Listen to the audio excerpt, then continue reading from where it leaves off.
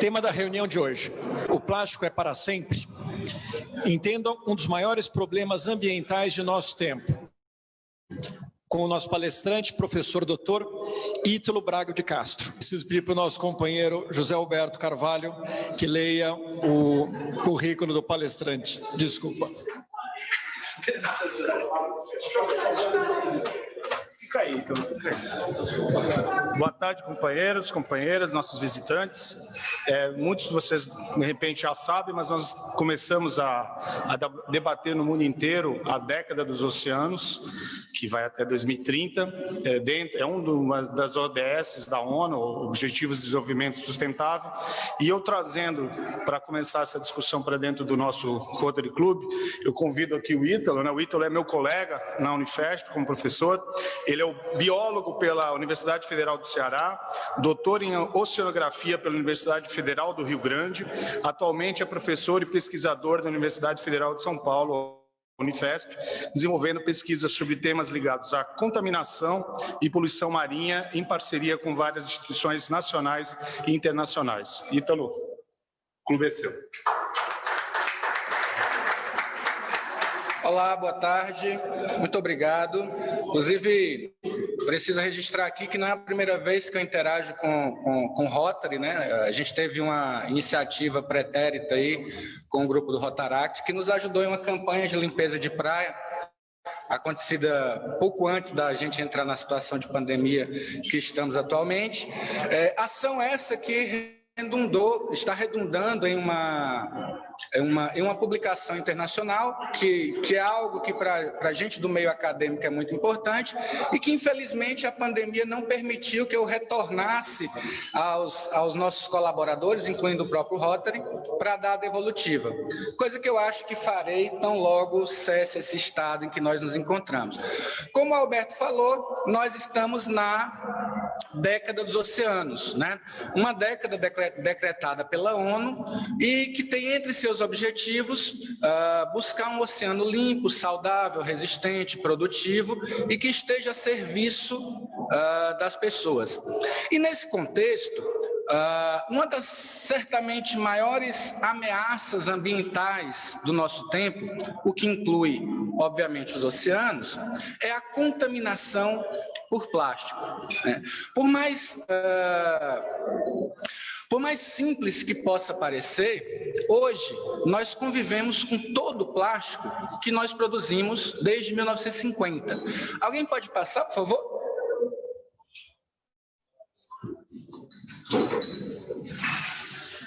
Próximo.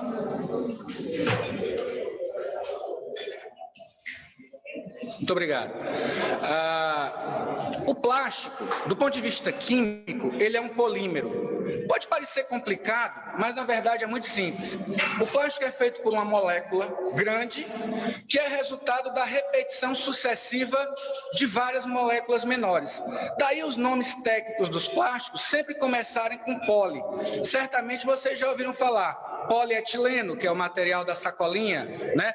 Poliestireno, que é o isopor, poliuretano, né? Então, sempre o nome do polímero, do material que compõe o plástico, ele começa com esse nome poli, por ele ser uma molécula grande. E aí, apesar de parecer um pouco técnico, já reside uma importância fundamental da gente entender esse conceito, que é o fato de que moléculas grandes assim se degradam de forma muito lenta e muito dificilmente. Isso, por exemplo, leva ao fato de que nós temos todo o plástico jamais produzido ao longo da história da humanidade ainda aqui convivendo conosco, exceto por uma pequena exceção que eu vou apontar mais adiante.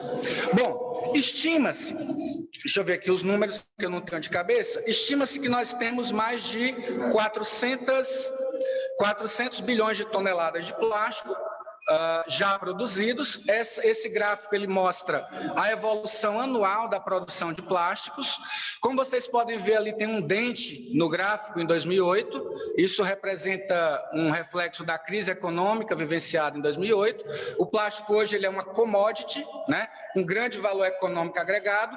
Então, de modo que quando a economia não vai bem, a produção de plástico, porque sua demanda também diminui. Nesse contexto, espera-se que nos próximos anos esse gráfico possa mostrar mais dentes, porque nós estamos prestes a entrar na maior crise econômica do nosso tempo. Por favor, próximo. De todo esse plástico produzido, esses 400 bilhões de toneladas, a maior parte dele, que vocês veem em azul, ele foi simplesmente descartado no ambiente, de modo que ele não recebeu nenhum tipo de tratamento e ele está por aí. Em laranja, vocês veem a fração que foi incinerada. Nesse contexto é até importante refletir, Santos nesse momento discute a possibilidade da implantação de uma planta de beneficiamento de lixo pela incineração. Isso não é necessariamente ruim, mas é preciso avaliar o projeto. Países como a Áustria, por exemplo, adotaram esse modelo e hoje a usina de reciclagem de incineração de lixo na Áustria é um ponto turístico, inclusive, né? Não tem problemas com a contaminação.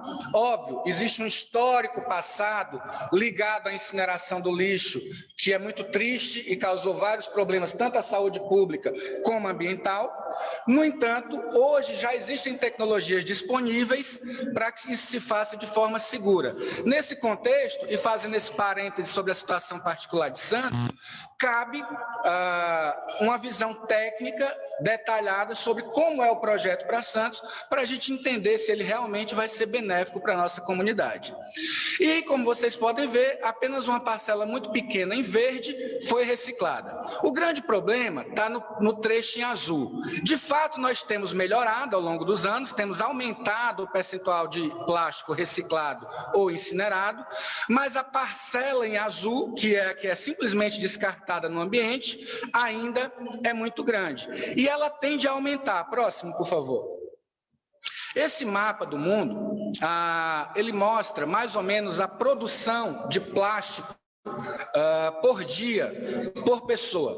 Nós temos aí países como os Estados Unidos liderando, né? E uma faixa aí de mais ou menos 300 gramas de plástico dia por ser humano nos países que estão em verde, né? Isso tem aumentado a cada ano, exatamente porque o plástico ele é fantástico. O plástico ele é resistente, ele é durável, ele é versátil, dá para fazer muita coisa com plástico. Haja visto os carros hoje, que são majoritariamente plástico, quando comparamos os carros do passado. Então, dá para fazer muita coisa com plástico. Essa versatilidade, aliada a seu baixíssimo custo, tornou o plástico um dos materiais mais utilizados na história da humanidade. O resultado disso é o que nós temos. Em média, um ser humano consome 300 a 500 gramas de plástico por dia. E, pensando no gráfico anterior, a maior parte disso é descartado no ambiente sem um tratamento adequado. Só para que a gente tenha uma perspectiva, e aí eu vou precisar colocar o óculos, porque eu já não sou mais tão jovem, a indústria de embalagens, por exemplo, ela lidera a geração de plástico, né? Basicamente com o dobro do segundo lugar, que é a indústria de construção. Isso é seguido pela indústria têxtil, transportes, aditivos e eletrodomésticos. A ideia aqui desse gráfico era basicamente pensar algumas informações que são mais fundamentais. Aonde o problema se concentra majoritariamente? O problema se concentra majoritariamente na indústria de embalagens. Próximo, por favor. Mas o que acontece com esse plástico todo que é lançado, que é utilizado pelas pessoas? Bom, uma boa parte desse material acaba atingindo os oceanos. Não de forma direta, mas às vezes após passar por uma série de processos. Se você está lá no centro do país, longe do mar, muitas vezes, enganosamente, você pode pensar, não, mas esse meu papel de bala não vai chegar no oceano. Quero dizer que chega sim, né? Isso cai em bacias de drenagem, isso cai em estuários e acaba desaguando aqui nas águas do nosso litoral. De modo que as estimativas mais recentes apontam para algo em torno de 10 a 100 milhões de toneladas de plástico sendo lançadas nos oceanos. 10 a 100 é um número com uma faixa de variação muito grande. Isso acontece porque nós ainda não somos capazes de fazer uma estimativa apurada de quanto plástico tem no oceano. Só para vocês terem uma ideia, nós conhecemos mais a Lua do que o fundo dos nossos oceanos. O desafio de ultrapassar a barreira do oceano profundo, que é a maior parte do oceano, não se enganem. A maior parte do oceano não é a praia, onde nós vamos vivenciar os momentos de lazer, não. A maior parte do oceano está acima de 1.000 metros de profundidade. E abaixo desse limite, nós somos profundamente ignorantes. Por isso que a estimativa é tão grosseira, de 10 a 100. Não precisa como desejaríamos. Bom, mas o fato é que estima-se que mais ou menos 10%, talvez mais, de todo o plástico que é utilizado, esses 300 gramas dia por pessoa do mundo, acaba mais cedo ou mais tarde atingindo os oceanos. E isso tem representado um grave problema. Próximo, por favor. Uma vez nos oceanos, esse material ele não vai ficar paradinho, ele vai ciclar, ele afunda para as zonas profundas. Mas como assim afunda? O plástico é flutuante? Óbvio, ele é flutuante, mas ele sofre processos, transformações, é agregado a outros materiais e eventualmente se torna mais denso, atingindo o fundo. Uma vez no fundo, ele pode ser ressuspenso por correntes. O fato é que o plástico acaba sendo distribuído universalmente pelo oceano. E a verdade é que mesmo zonas muito remotas do planeta, vocês já ouviram falar nas Fossas das Marianas? As Fossas das Marianas é a zona mais profunda do oceano. São quase 11 quilômetros de profundidade. Um lugar remotíssimo. Pouquíssimos seres humanos, talvez contados nos dedos da minha mão, tenham atingido esse local utilizando submersíveis caríssimos. Pois bem, mesmo nesse lugar ermo, extremamente remoto, há plástico, e há bastante. Significa que as correntes oceânicas acabam se encarregando de distribuir esse material universalmente através de toda a vastidão dos oceanos. Isso, por sua vez, vai gerar consequências sobre grandes parcelas dos organismos vivos. Isso de repente nem nos interessa muito. A princípio, eu não moro no mar, né? Eu moro no continente. Mas notem que esses organismos vivos, eles são fundamentais para o equilíbrio dos ecossistemas. Dependemos deles para a alimentação. Dependemos deles para respirar. Simples assim. 50% do oxigênio que irriga essa sala e que nos permite vivos vem de organismos do oceano. Organismos esses que estão afetados pela contaminação por plástico. Esse mapa mostra a distribuição de microplástico, algo que vocês já ouviram falar, é o produto da degradação da sacolinha, da escova de dente, do copo, que vai formar partículas menores que 5 milímetros e recobrir a superfície dos oceanos. Esses mapas são de estudos publicados em grandes revistas como Science e Nature, que mostram a ocorrência desses resíduos na superfície dos oceanos. Próximo. A consequência é afetar essa fauna fofa que eu estou mostrando aí nas fotos. Aves marinhas, tartarugas, golfinhos, peixes. Bom, mas essa fauna fofa, embora ela cause a todos nós um pouco mais de comoção, ela nem é o mais grave dos problemas. O mais grave dos problemas está nos organismos que não são tão fofos assim. Próximo. São organismos microscópicos, planctônicos, que já foram relatados por cientistas de vários locais do mundo com partículas plásticas no interior dos seus corpos. O resultado disso não é só um inconveniente, como ter engolido uma tampa de caneta Bic. O resultado disso é redução na taxa de reprodução, é redução nos estoques pesqueiros, é redução daqueles organismos que fabricam o oxigênio que fazemos uso nesse momento. Próximo.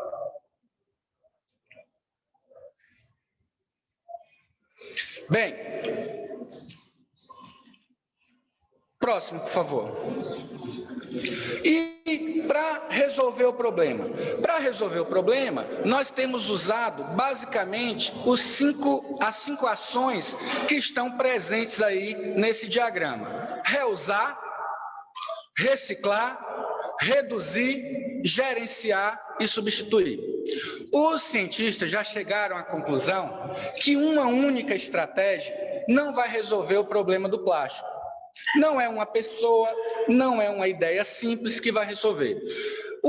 A solução virá certamente de uma perspectiva múltipla, que pelo menos contemple esses 5 critérios presentes aí nesse diagrama.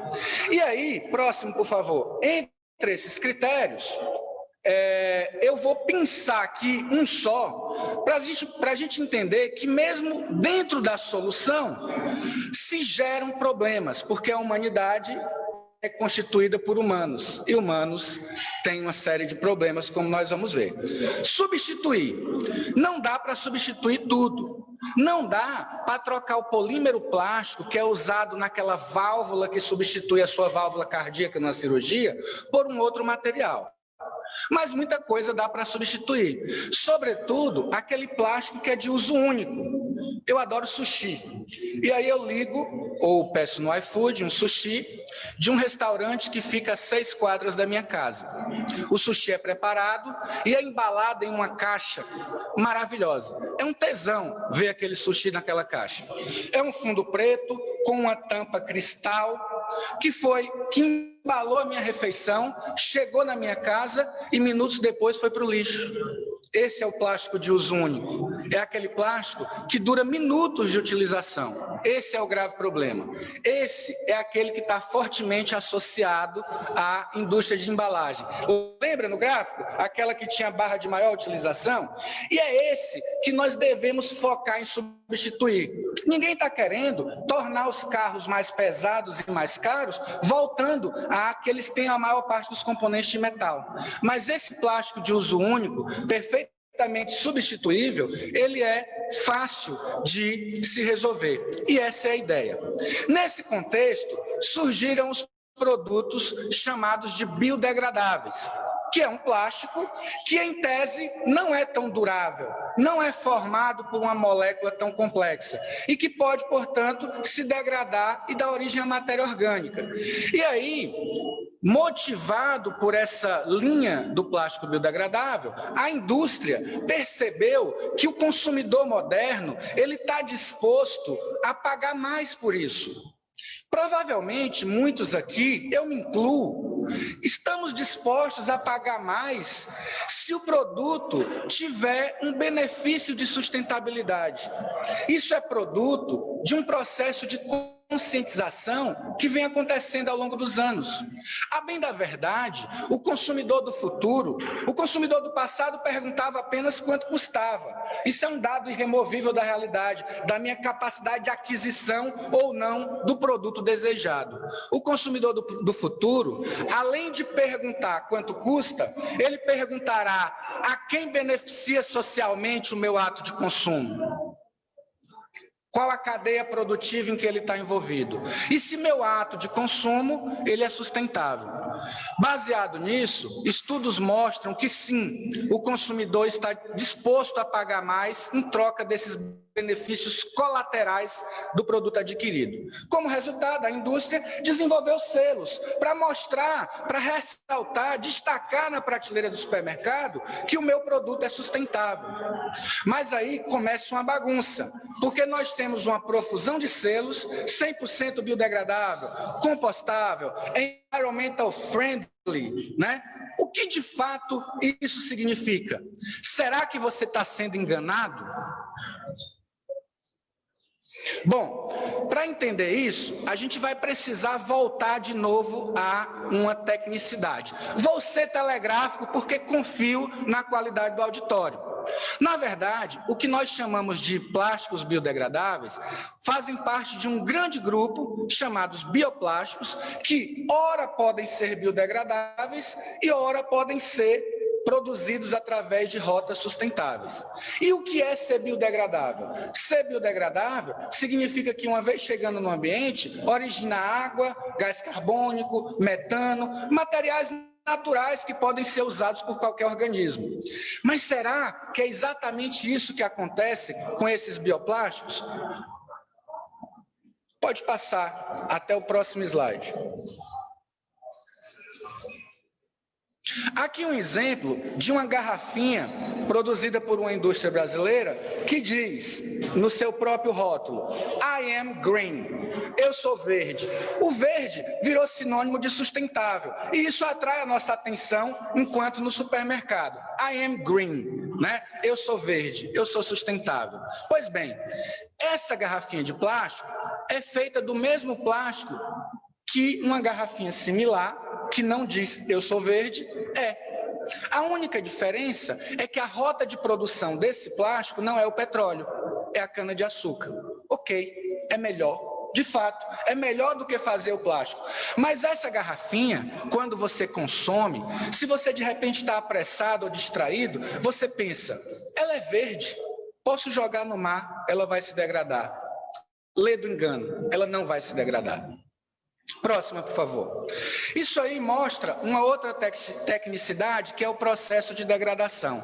Eu só quero que fique claro para a plateia que a degradação ela não ocorre apenas quando o material some das vistas.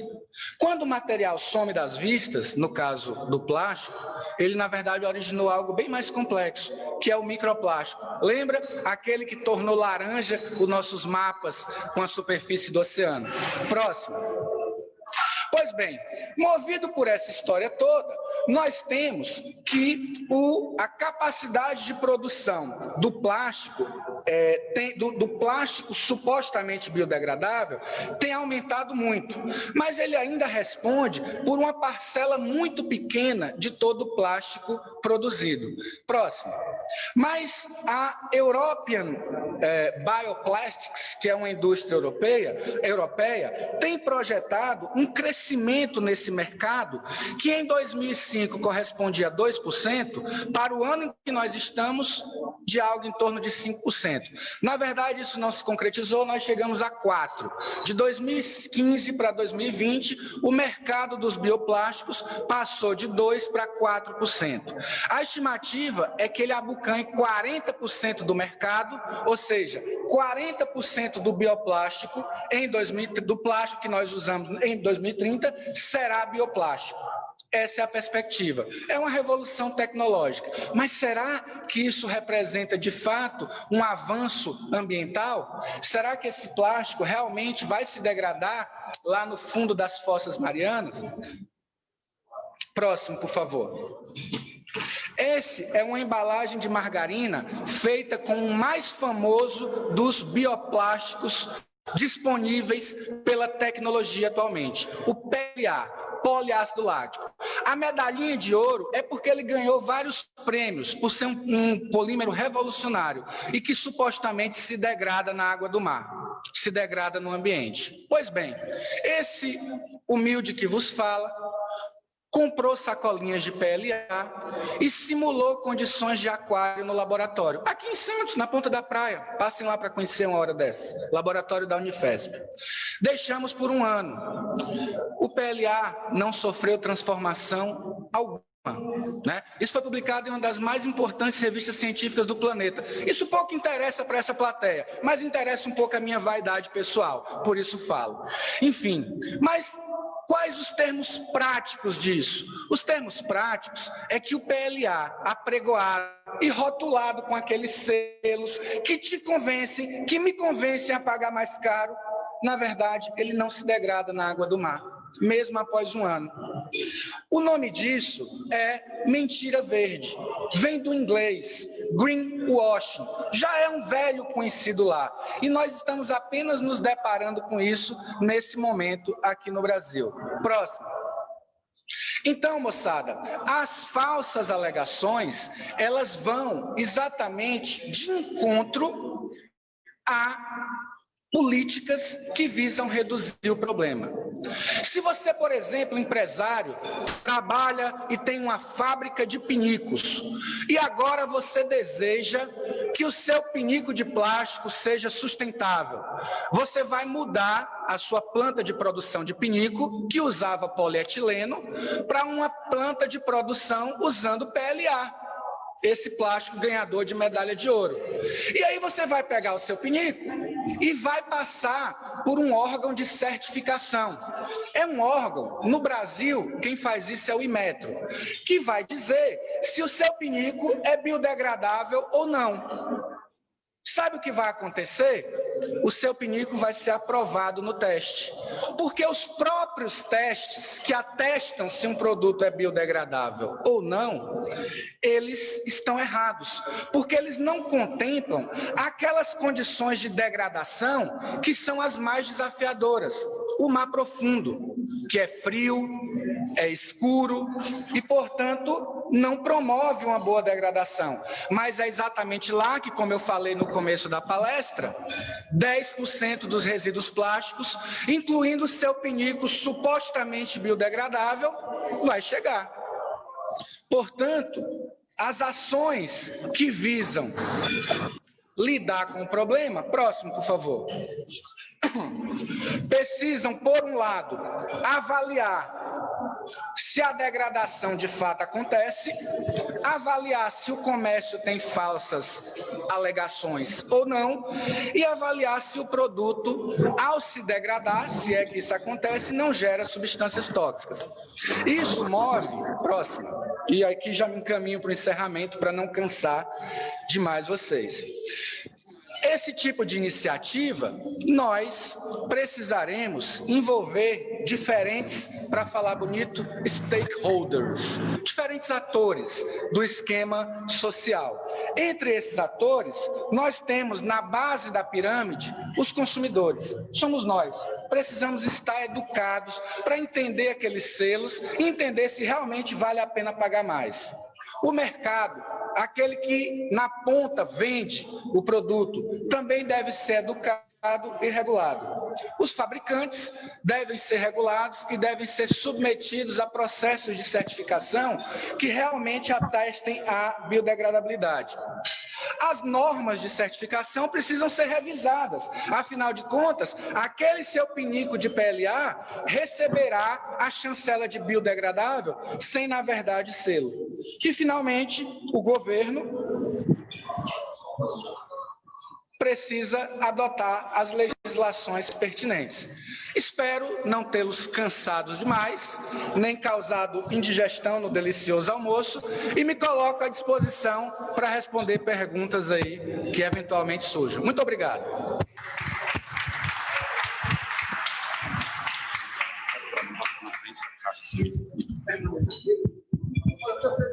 Oi?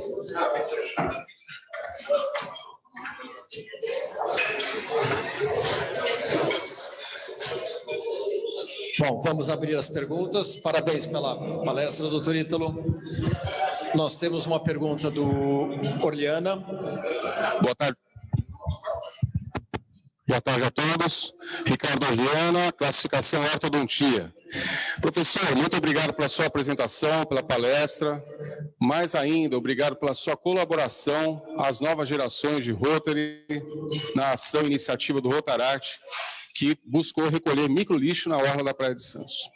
Professor, uma pergunta. Já que a questão envolve a parte econômica, a primeira pergunta, há uma mensuração do impacto financeiro, tanto do dejeto, do despejo desse lixo e o manejo para poder buscar aquilo que é possível, e o outro, o benefício que as empresas possuem em produzir plásticos ou embalagens biodegradáveis? Deve haver isso, porque a humanidade se move em função disso, né? E a outra pergunta, como a comunidade, e nesse caso nós aqui em Rotary, podemos colaborar nesse processo, que na pirâmide nós estamos lá também como consumidores, mas também como formadores de opinião, como nós podemos colaborar com as iniciativas lideradas por professores e pessoas sérias como o senhor, que identificam e esclarecem as falsas afirmações e informações. Obrigado. Muito obrigado. De fato, é um prazer, é importante que a sociedade civil organizada, e eu entendo o Rotary como uma parcela dessa sociedade importante, dessa sociedade civil organizada, se comprometa. Por exemplo, a Europa, ela já proibiu alguns produtos biodegradáveis, que na verdade eram, para usar um eufemismo moderno, fake news, né? Ou seja, não eram de fato biodegradáveis. No Brasil, até onde eu saiba, posso estar enganado, não há legislação. Então, o primeiro ponto é o lobby, né? Que é algo encarado como ruim, mas o lobby pode ter um lado positivo. Eu acho que fazer lobby junto a nossos políticos para isso. Por exemplo, em Santos nós temos a lei do canudinho, que proibiu o canudinho. Uma lei, não tenho dúvida, super bem intencionada. Mas sabe o que aconteceu? Quando proibiram o canudinho, ninguém quis ser autuado. Então, as indústrias forneceram um canudinho escrito biodegradável. Só que eu coletei esses canudinhos das 8 principais marcas do Brasil.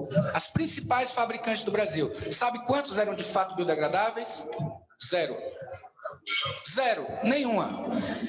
Então, perceba, se você é um pouco mais distraído, é biodegradável. Não vou até a lixeira, é biodegradável. Quer dizer, a lei do canudinho pode ser um tiro que sai até pela culatra. Ela precisaria ser melhorada. Fiscalização. Tem mecanismos técnicos para fiscalizar a composição disso em loco. O fiscal pode chegar lá com a pistola e dizer, é ou não é, autua ou não autua. Ou autua o fabricante, porque muitas vezes o próprio comerciante também está desavisado. Então, eu acho que é um processo, a gente vai precisar caminhar até ter o aperfeiçoamento das leis que já existem, né? E a melhoria em um cenário internacional que nos permita realmente avançar nessa questão. Você pode repetir, por favor, a segunda pergunta, rapidamente? O impacto financeiro. Isso já é bastante estudado na Europa, de fato, no Brasil nós não temos.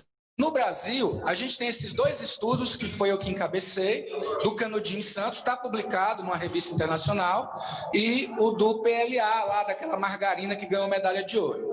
Agora eu estou começando um estudo para tentar quantificar o problema. Ou seja, eu mandarei uma horda de estudantes ao supermercado, eles vão fotografar e anotar tudo de uma forma sistemática, para a gente entender qual o percentual daqueles produtos que eventualmente cometem as falsas alegações, né? Mas ainda está longe de chegar a desenhar um perfil econômico disso, né? Eu sou biólogo, quer dizer, quando eu mando gente para o supermercado, eu já estou fora do meu nicho ecológico, que é o mar, que é o laboratório. Então, a ideia era que a gente agregasse com gente das ciências sociais, humanas, né, para melhorar. Mas não conheço ainda iniciativa nesse sentido. Temos mais uma pergunta do companheiro José Geraldo. Como ele está no Zoom, eu vou ler a pergunta aqui que ele nos passou por escrito. Ele parabeniza o palestrante pelo nível da palestra e sauda todos os companheiros rotarianos. A pergunta se refere à construção das cavas subaquáticas no estuário de Santos, especificamente no Largo de Cubatão, no Largo do Casqueiro e no Rio Caneu. Gostaria de saber sobre essas cavas de 400 metros de diâmetro por 25 metros de profundidade e a acomodação do lixo tóxico produzido anteriormente pela coqueria da Cosipa e especificamente pela Ródia. Qual a opinião do Dr. Ítalo sobre essa questão e o potencial impacto dessas ações no estuário de Santos? Não, parece complexo, mas na verdade é mais simples do que parece.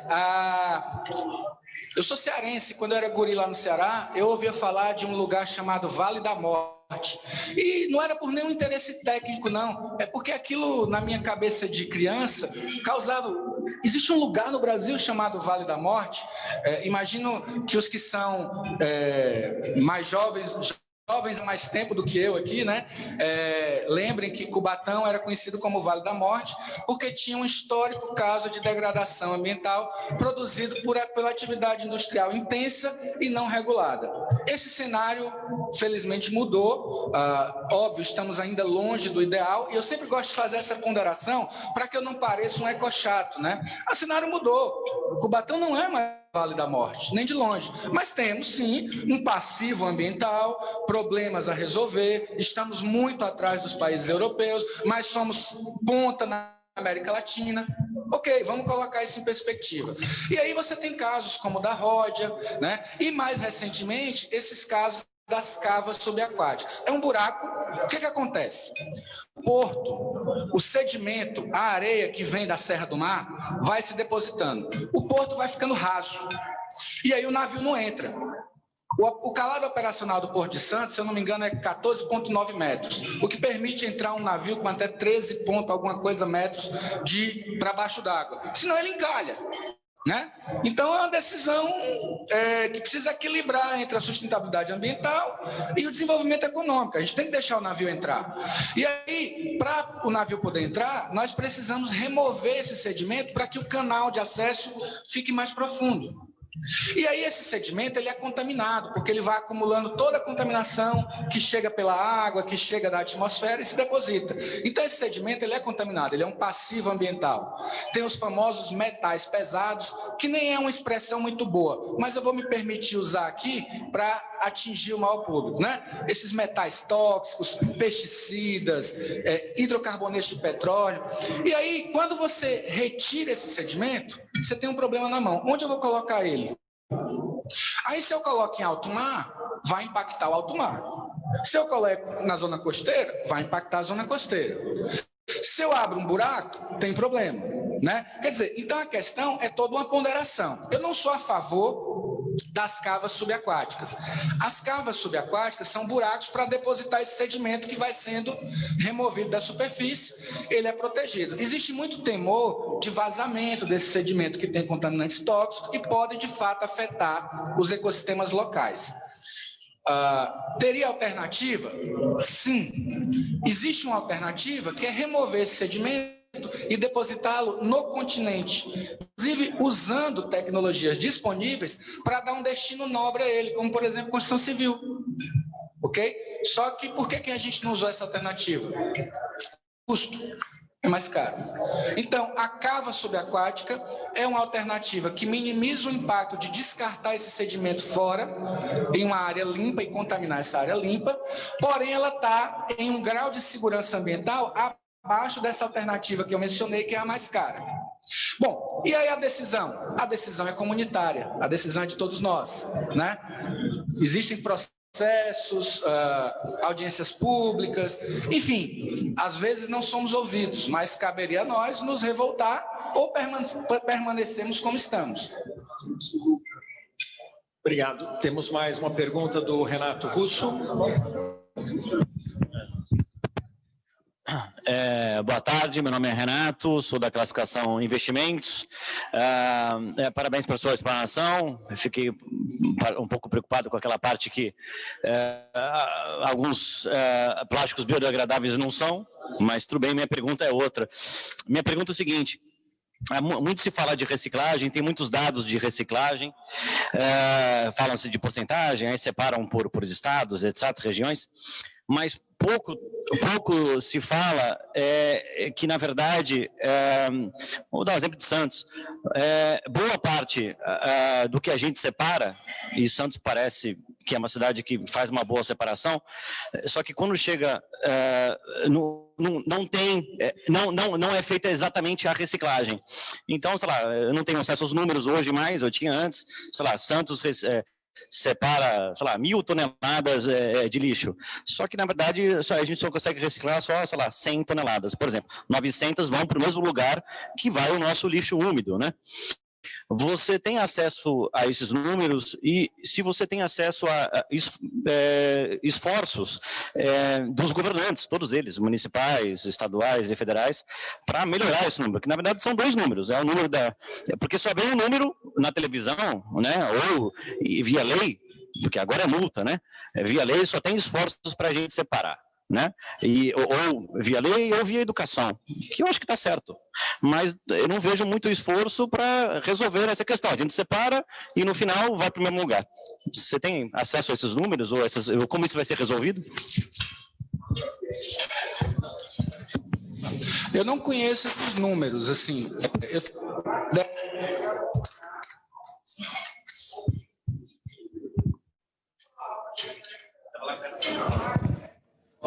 Oi? Está acontecendo no cenário nacional.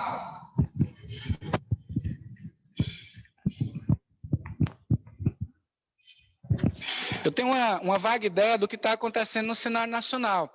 E, infelizmente, nem é surpresa. Vamos pensar, o Brasil tem a maior frota de carros flex do mundo, concorda? Praticamente todos os nossos carros rodam a álcool, concorda? Por que o álcool não vale a pena no Brasil? Quer dizer, a gente fez talvez o mais difícil, que é o processo tecnológico e o convencimento da indústria de botar o carro flex na mão do consumidor. E aí, o que talvez financeiramente fosse até o esforço menor, que era tornar o álcool sensivelmente competitivo frente à gasolina, nós não fizemos. Tem N motivos, certamente eu nem entendo a cadeia por trás, não estou sendo bobinho aqui, né? Mas é um esforço que talvez merecesse ser feito. Temos a maior frota flex do Brasil, de que adianta? Né? Temos uma coleta de resíduos sólidos, ainda não a ideal, mas exemplar em Santos, exemplar. Mas aí a gente não consegue a vazão ao que é recolhido e separado, a custo de um esforço social, né? A gente parou para repensar. Hoje eu lavo as garrafas PET para não colocá-la suja, porque o lixo que é reciclável, ele é lixo limpo. Então você tem que lavar a sua embalagem de iogurte, não colocar ela suja. Sua garrafa PET, você tem que lavar para que ela possa ser utilizada na reciclagem. E a despeito desse esforço, a gente não tem a vazão. Enfim, também não conheço os números, lamento não tê-los aqui para a gente aprofundar o debate, mas é bastante corriqueiro no cenário nacional, nas políticas ambientais. São incompletas, muitas vezes.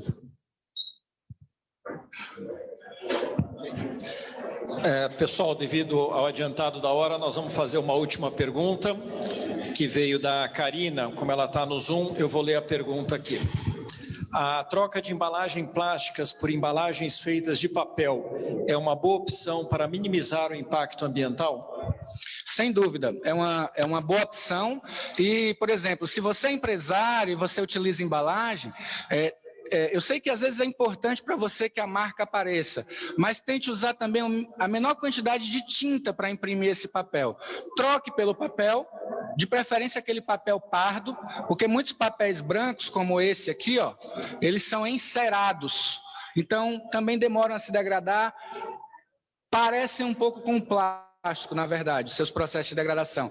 Mas se você usa aquele papel pardo, uma única cor, usando uma fonte mais delgada, menos pigmento, isso vai ajudar, sem dúvida.